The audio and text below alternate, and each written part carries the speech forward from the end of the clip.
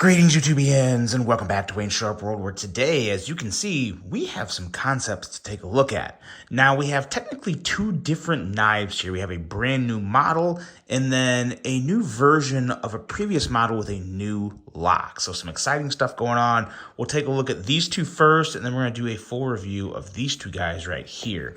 So we'll get these off the table for now, but they will be right back. Now, let's take a look at these two right here. And the ones I am talking about here is the Model 6. Now, if you guys are familiar with the Model 6, you will know it's not a brand new model, but what it is still a rather new, fresh version on a model that Kansept came out with quite a while ago now that I thought never got quite the respect or appreciation that it deserved, because I think overall it is a very solid piece. And as you can see here, we have two nice versions to take a look at. But before I say anything more about these two knives, I do want to thank you guys for tuning in. If you like what you see, do me a huge favor, hit that subscribe button, follow along, and I will continue to bring you the content. Now, I'm not going to do a full review on these two guys because, as I said, I have done a full review of the Model 6 in general. The Model 6 that I had previously reviewed, the only real difference, so this is the exact same size, only difference is the one I reviewed was a liner lock with a flipper and thumb studs, as opposed to, got my finger there, in terms of instead of a crossbar lock with some different types of studs. But the overall measurements on this guy, or the quick specs, we are looking at a blade length of 3.1 inches, overall length of 7.47 inches. Blade material in this guy, I believe, is S35. Yes, S35 VN.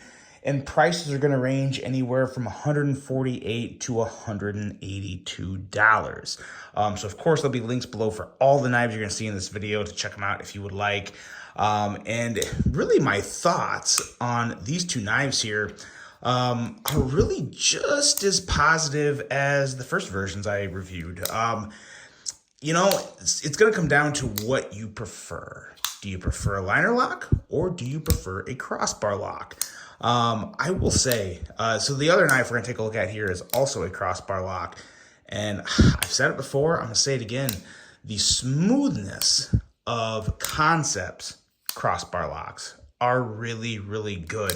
What I mean by that is, I think Kansept, they have a very, very clean manufacturing, or at least an assembly environment, because very, very few, if ever, do I have grit, dirt, crud in the bearings of the knives.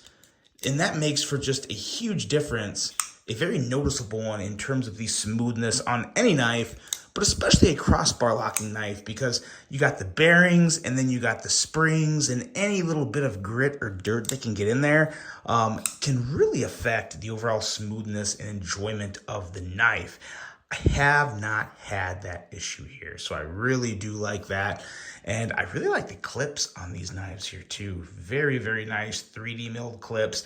A little tricky in the pocket if you have thick hem, because it's kind of a quick opening there. For me though, I kind of have just standard jeans and like hiking pants, so it's thinner. So I didn't have any issues going in and out of the pocket here. If you have thick hems, maybe you'd have an issue.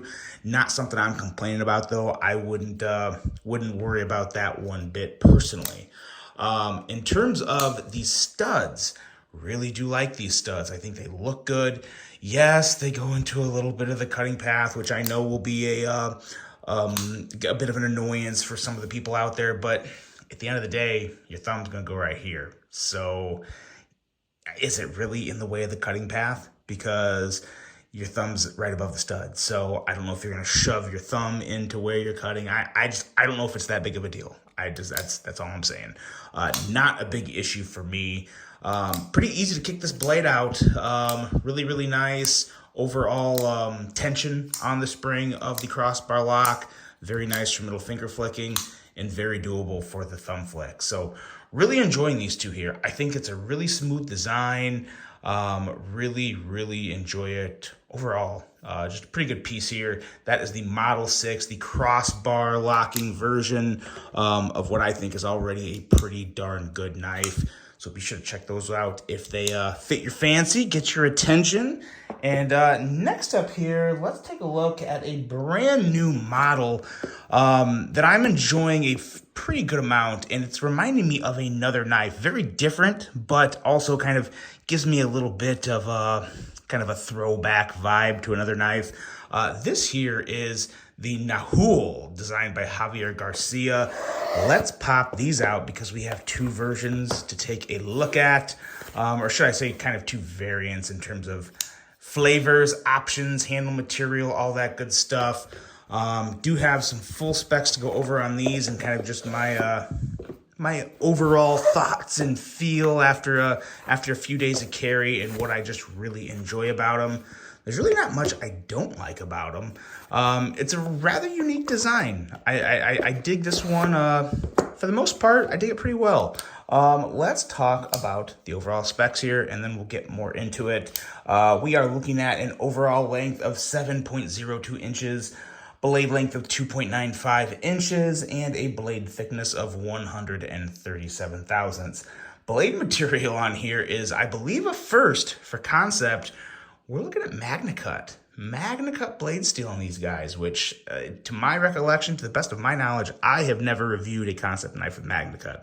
Have to go back because, like I said, there's a lot of knives, but I don't recall seeing MagnaCut on Kansept. That's a beautiful thing. Happy to see that. Sheep's foot style blade with a flat grind, kind of a wide, big, balloonish sheep's foot blade, which is not really a bad thing. It brings a unique aesthetic to the knife that I think looks quite good. We have a flat grind with a handle length of 4.07 inches.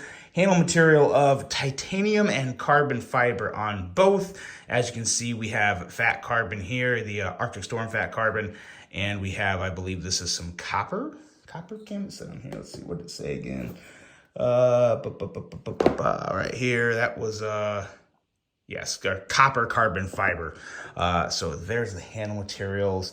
User of a right hand only tip up carry. Weight coming in at 4.25 ounces on these guys, as I already said, designed by Javier Garcia. And the prices are going to range anywhere from $214 up to $249, which I believe this version here is the $249 version. So there's those. There's your stats. Now, let's take a look at some size comparisons here. We'll put this one kind of just up out of view while we do some size comparisons on this guy right here. And what this reminds me of, I don't have one with me, but what it reminds me of is the CRKT Pillarge, just kind of the bigger version. Here is the Kaiser Bulldog, if you're familiar with that. It's going to be really close in size right there. Another Kaiser for you. Here's the Fouid, which is one that I've really enjoyed this year as well.